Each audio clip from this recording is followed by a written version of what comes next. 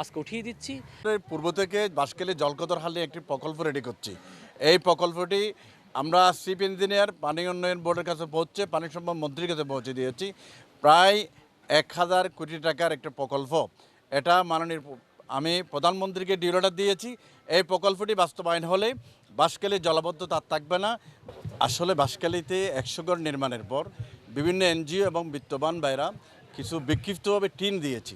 আমরা 70 বান, 100 বান, 50 বান আমরা খণ্ড টিন দিয়েছি, কিন্তু ফুরুগড়ের মেরামত আসবাবপত্র এভাবে ফুল আনসার কেউ করতে পারে নাই।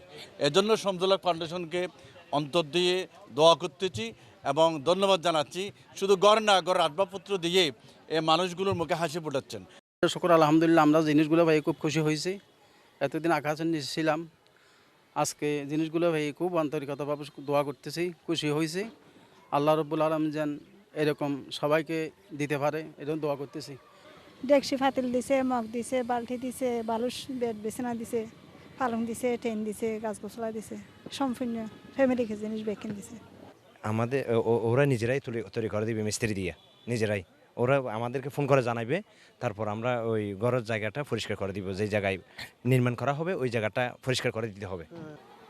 ঘর পেয়ে বেশি খুশি হয়েছি ভাই, আলহামদুলিল্লাহ, শুক্রিয়া আল্লাহ হাসা, লাখ লাখ শুক্রিয়া।